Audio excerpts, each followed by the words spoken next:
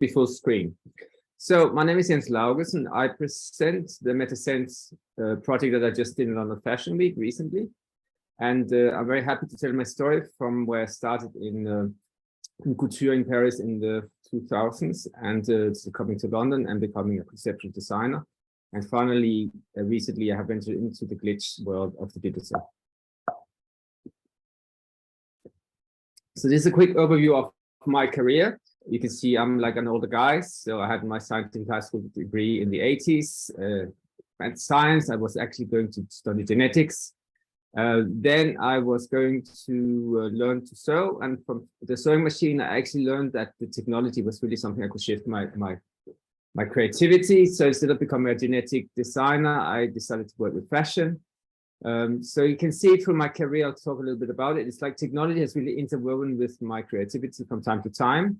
First, it led me to study couture in Paris with Jean Laugesen, and then fashion management at Institut Study Remote. And I got a career in Paris in fashion for like 4 or 5 years, where I ascended from assistant designer to head of collection. But then I felt the fashion industry needed something new, and I did an MA at St. Martin's in London to kind of become a better designer, where I discovered a design philosophy, hybrid reconstruction, that was linked to 9/11, as I will show you a bit later. And that led to a career in London Fashion Week, where I closed down my brand just before the financial crash. And then I became a consultant. So for 10 years, I was a consultant working for big companies like Calvin Klein, LG in Korea, Net-a-Porter, amongst others. But alongside that, I have always been an academic, and I also worked in fashion films. So this is something I'll tell you about. And at the end, I'll tell you about how the pandemic, the isolation of the pandemic, inspired me to become creative again, and actually made me venture into the digital realm of digital fashion. So when I went to St. Martin's to do my MA at St. Martin's, I set out to research what is in fashion after deconstruction. I was really interested into seeing, looking into like history of modernism, how evolution from modernism to postmodernism to the 2000s, what had happened then. During my MA there, I kind of did a lot of research and came up with a philosophy called hybrid reconstruction. And later in 2014, I looked into what was happening at the time, and I met the philosophies of metamodernism that really influenced my work. And this is kind of what has led me to where I am today in the world, trying to look into what fashion is and what it can be after deconstruction. So what really inspired me was the ideas of hybridization. It's a concept I found from architecture, where I looked into a UN studio and all these kind of abstract words, a lot of theory, a lot of visual research, a lot of digging in the archives of St. Martin's, going to the flea market, finding stuff, starch collars, tuxedo jackets, and then this poster to the right. That was really what coined my philosophy. You said genetically modified. That reminded me of my beginning, wanting to become like genetic designer, and then the hybrid reconstruct and the future. So it's kind of the keywords for me, telling me what it is I was going to do, and that became my philosophy. So this was just an overview of how I was like looking into researching the different times from construction to deconstruction to what I call hybrid reconstruction. So it's the times of the 20th century. And I did a lot of research. Okay. I did a lot of visual research where I looked at images. This is what we do in art and design. We look at images and we kind of try to find analogies and differences between times and semantics. And I think this kind of visual research is really important to designers like myself. Another way I was kind of looking into deconstructing, reconstructing modernism. Whilst I was still deconstructing tailored garments and looking into these seam garments that I really found fascinating, it's a concept that I'm actually still continuing to developing today. I was also looking into architecture to the left and UN Studio, where I kind of come into like showing us the new concepts of like in architecture, like maybe strip, where you can kind of have a flat plane that can be looked in 3-dimensional manners. And this kind of way of looking abstractly onto tailoring, classical tailoring, reconstructing it into new forms, observing it through the camera. Again, it was technology that made me see things differently. And then I really like to do this analog ways. So my work is always in between the analog and the digital, or the mechanical, or the by handmade. And I think this is really what is a combination of having both a scientific and a creative brain and mind, that I can both join theory, doing like a lot of theoretical research, but still think abstract with the research, and then Of course, we had the crash of 9/11 that really shifted my design thinking from very traditional designer to a deconstructed designer. I was actually developing films for my collection at Jessups in London, and I was thinking this is the end of modernism as we know, this is the end of the world as we know. I mean, we are living through a time of shift anyway at this time. So I think these shifts that has been in the history of the world we live since 20 years has really, we're still in that post-deconstruction, post-ground zero time. And I think this time we're living with the pandemic and the wars we're currently living. It's still the same time in art history that would be looked upon like this, a time where things are being taken apart and they're being reconstructed. And then, so I came up with this philosophy that was hybrid reconstruction. And it's a person that developed design philosophy about morphing fragments from generic garments into one hybrid object in a seamless design process of reconstruction where the possibilities are endless. And I think this is what I really like about this endlessness of the process, of the method, that you can never predict what the outcome is, but that you're kind of led what the creativity directs you. And I think this is probably the same as engineers when they're working in looking for new ideas, or tech people. Creativity really leads us to new ideas. Just an example of my final collection, Ground Zero, it was called, from the METASENS, that led me to do like 4 trilogies in London Fashion Week. So instead of working in the normal fashion formula of like 1 idea per season, I like to develop 1 idea over 3 collections. So it became like trilogies. So in 4 years' time, I developed 12 trilogies. Examples of some press I had in really important magazines like Vogue, ID, Flair, 10 magazine.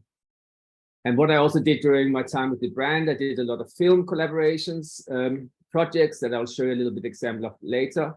But really, these films helped me kind of form my design thinking. I did lots of exhibitions at important museums like Victoria and Albert, UCAD, Musée de la Mode in Paris, and Danish Design Center in Copenhagen.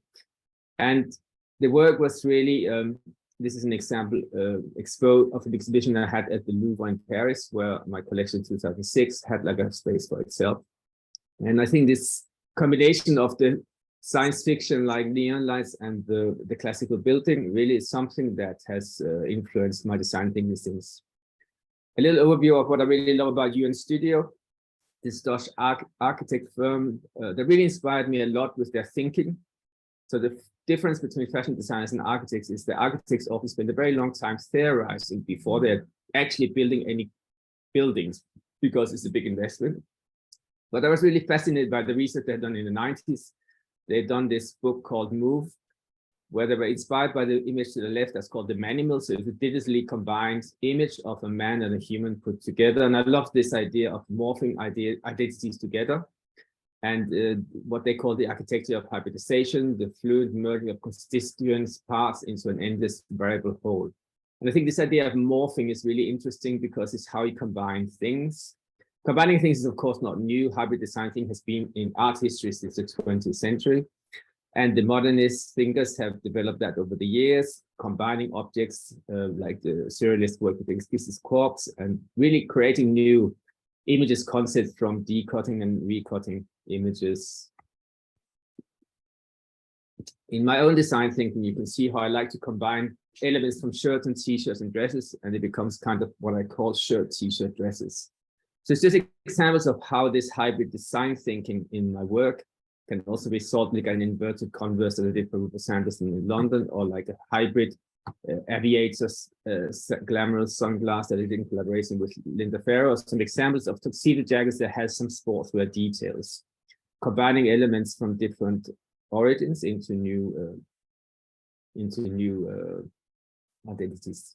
So the faith in chaos is really about that I think this hybrid reconstruction that can be perceived as utopian, but I think it's really important that we try to have faith in the chaos we are surrounded by, because there is a purpose of what we are having around us, and it's really important. It's really important to be interested in what is happening around us and learning from these things that we are encountering. So my creative process is a lot of deconstructing. So I'll just go quickly through here because I have a bit, maybe too many slides. I wanted to show you a film collaboration I did in Ignite in 2004. And this was really where I discovered the glitch. And for me, the glitch is really something that's designed by the machine, the VHS video. And I love the way that the machine again dictated the creativity outcome. And I think this is something that's really important for my design thinking ever since. So after 2008, when I closed down my brand, it was the financial crash. So that was probably a lucky thing that I had closed down the brand. I became a consultant. I worked for all these kind of very famous companies, including Calvin Klein, LG, Ferro, Bissini, Swarovski, Topshop, Apostrophe, ID, Vice Magazine, and Gucci. So it's brands that I've collaborated with over the years, and that has really been also part of my training as a designer. But leaving that aside, I want to go to 2018, where I started to get funding from the Danish Art Foundation.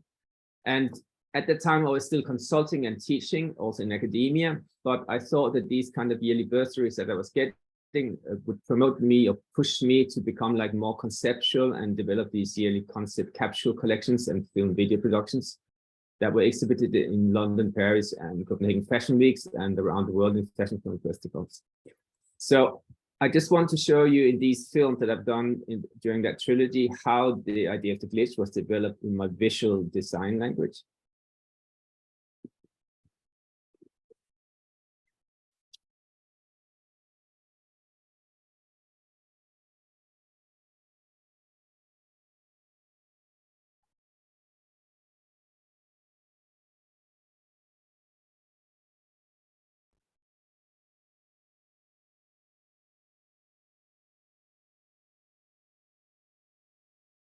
So this is an example how I like to work with analog video and mixing it in with static images.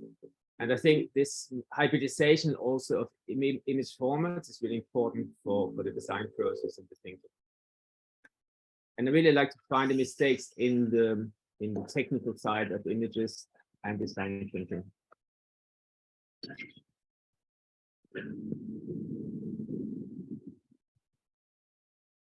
Find that these in-between images often create new images that are more interesting than images that are too clear, more poetic. Cutting the silhouette and garments reminds me of the time when I collaborated with Knights, the film.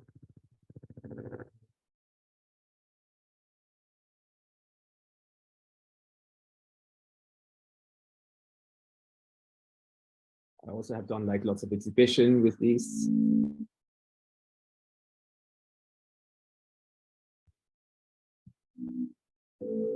This is an example of an exhibition I did in the gallery, and I like the fact that so this is an example of a competition I did at the outbreak of the pandemic. I collaborated with the digital portfolio platform called ArtSpread, and we came up with the idea to do a global design graduate show for graduates around the world. And it really was a way for me to look into how the digital can be an important tool for designers of today.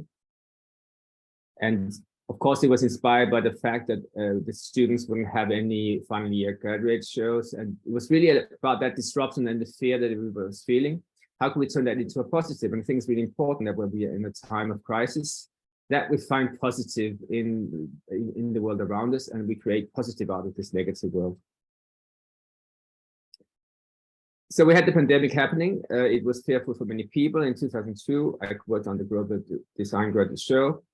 I started to look into digital. We worked a lot of Zoom, of course, and I had been made aware of Clove 3D before the pandemic by a friend, and she had kind of shown me how it had become really performant. So during the pandemic, I also started like research on my archive project, and it kind of led me to do like a new design trilogy called High Recon. That later last year led to the METASENS trilogy that I'll be presenting to you a little bit after this. So this is an example of, for instance, what I did with the generic SENS gallery space in London Fashion Week. I found this online gallery space and I thought, how can I make this look less classic? So I just blew up the pictures to the big walls, and you can see one of the pictures on the left is sticking out of the side, and I thought it was really interesting. But instead of having traditional images in a small format like in all museums, I just blew them up as big as I could. And again, I really like to disrupt any system that is in front of me, any platform, to make it look more interesting. So now we're coming to the METASENS project that I would want to introduce you. So this is a project that came from the idea of looking into Clove 3D as a design creative tool. And I was just interested in exploring how we could create something interesting with it as a design tool, not just as a rendering tool. So I reached out to artists around the world, and I found 4 amazing artists with whom I collaborated on this project.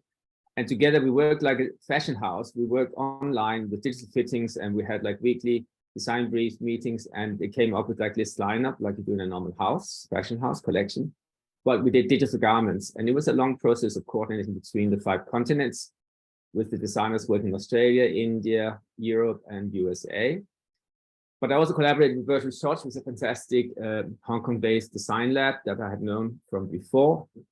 And they were agreeing to come up with designing this virtual world that you can see in this space that I did here, with the gallery space, and you can see behind me, because I thought it was a good place to show the space that has been created to my ideas.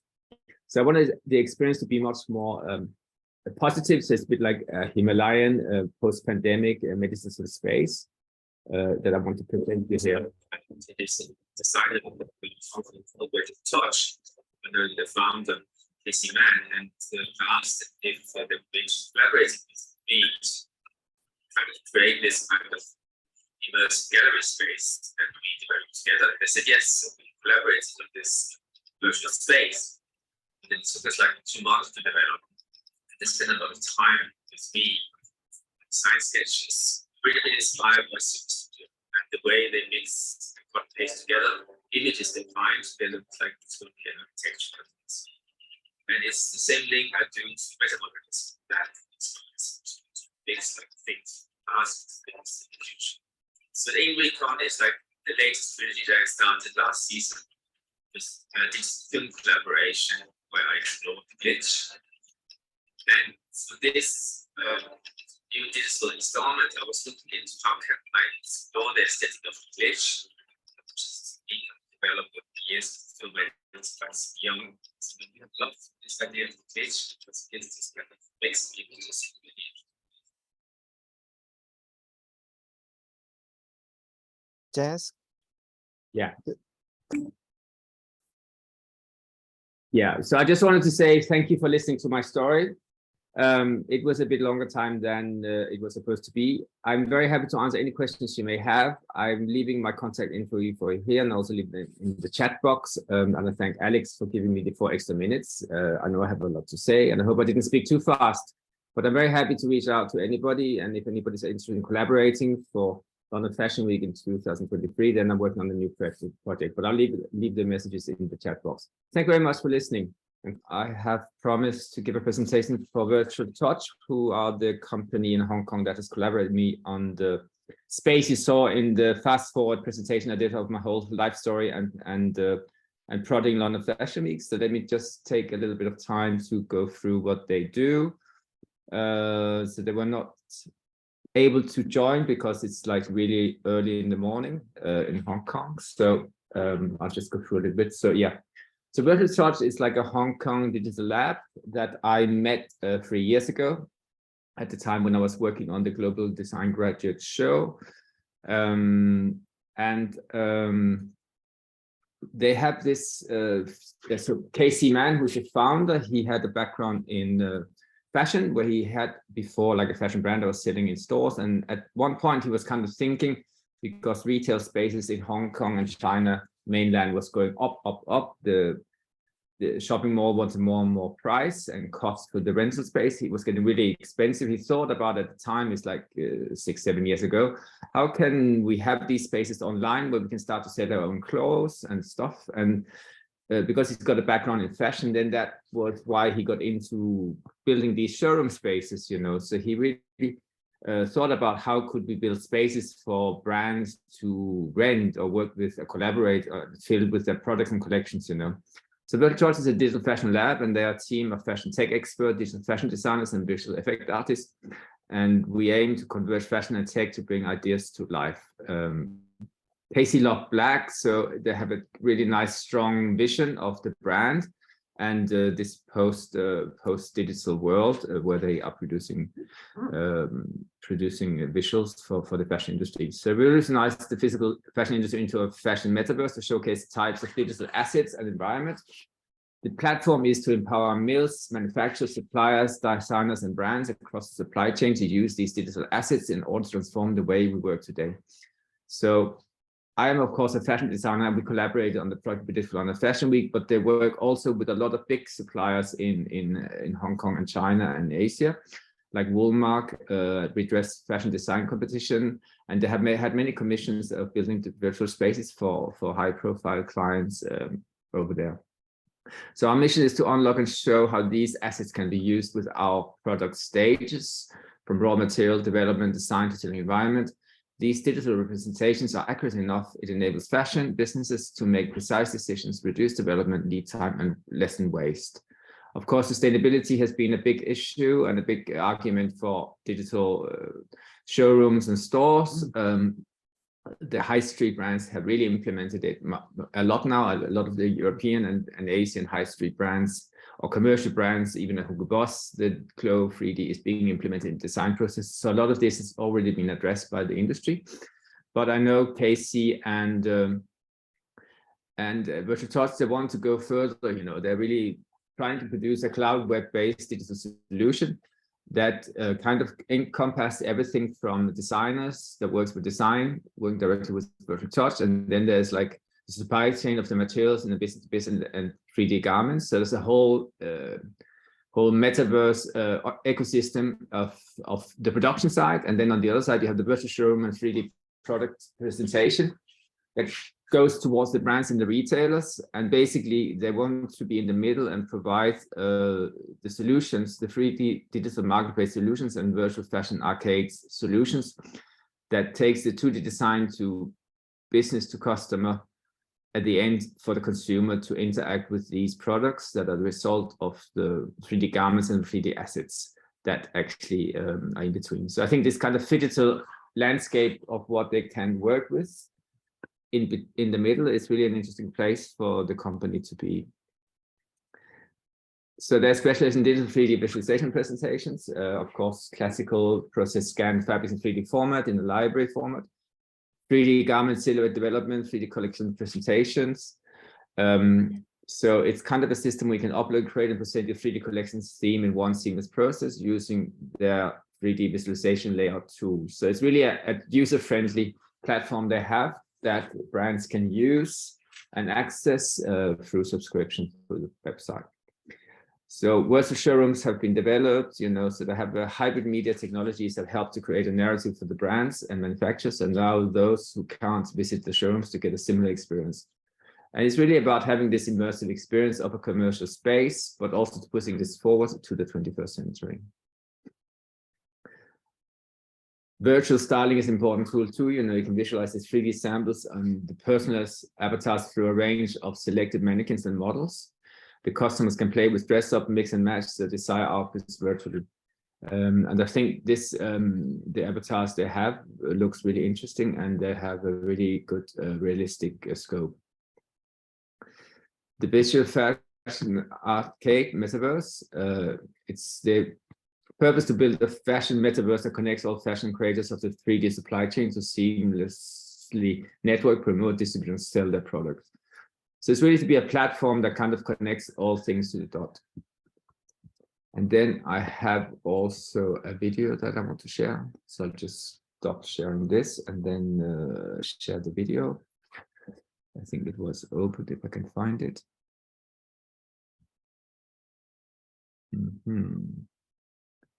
I can't do a big full screen. That's why. Okay. Yeah, that's fine. You can leave it, I think, right now. I'll leave it like that. Yeah.